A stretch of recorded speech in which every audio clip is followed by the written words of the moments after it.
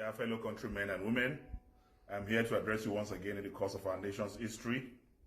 I'm here to talk about a bill that has been proposed in the House of Representatives by the Speaker of the House of Representatives, Honorable Femi Gbajabiamila. And the bill is titled Control of Infectious Disease Bill 2020. I want to start by saying this bill is not a holy bill. This bill is satanic. This bill is not Nigeria friendly. This bill is an importation of colonial mentality. This bill can as well be christened the Bill Gates bill. The bill I've gone through and I've seen that Section 19, Section 30, and Section 46 of the bill completely contravene the provisions of the Constitution of the Federal Republic of Nigeria.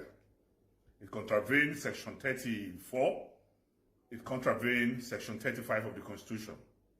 It's contravened not only the section that talks about the dignity of man, it also talks about the section that talks about our fundamental human rights, Chapter 4.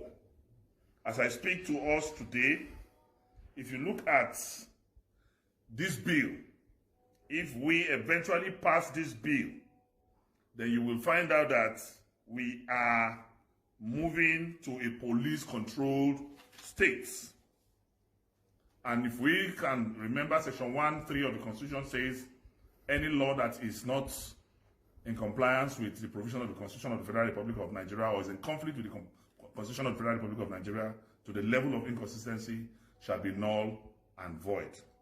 So we can see that this bill contravenes Section Chapter 4 of the Constitution that talks about the fundamental human rights. It also contravenes the right to liberty of human persons in Section 34. It also contravenes the provision of Section 35 that talks about the dignity of human person.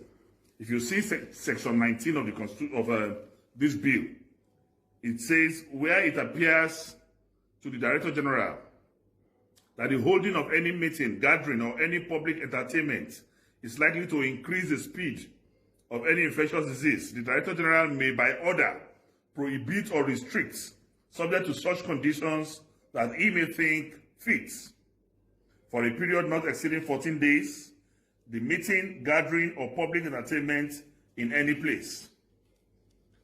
Section 19(2) of the bill says an order under subsection 1 may be renewed by the Director General from time to time for such period not exceeding 14 days, as he may, by written notice, specify.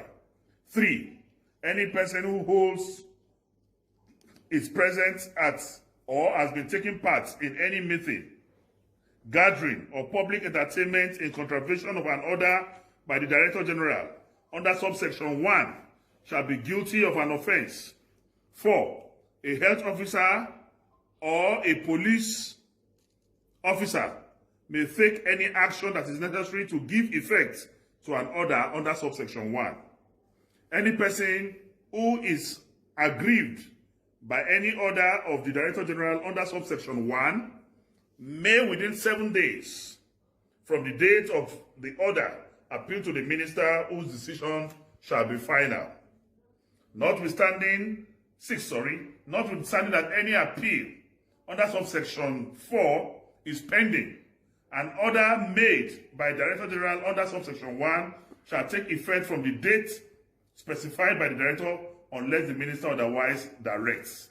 Then Section 30 of this bill reads thus: 1. Every person on an international voyage, whether leaving or arriving in Nigeria, shall A. have undergone vaccination or any other prophylaxis against all or any of the diseases as may be prescribed. B. And produce valid international certificates of vaccination or any order to any port health officer. Notwithstanding subsection 1B, a port health officer may require such person to undergo vaccination or other prophylaxis and may subject him to isolation or surveillance for such a period as the port health officer deems fit. 3.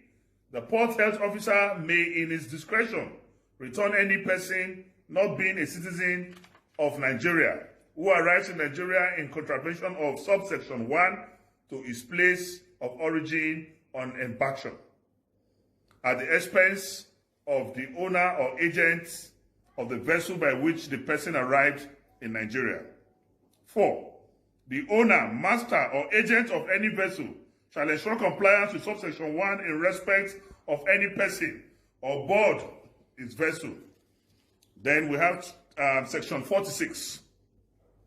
Section 46 reads thus, 46.1. The parent or guardian of every child in Nigeria shall ensure that the child is vaccinated against the disease set out in the fourth schedule.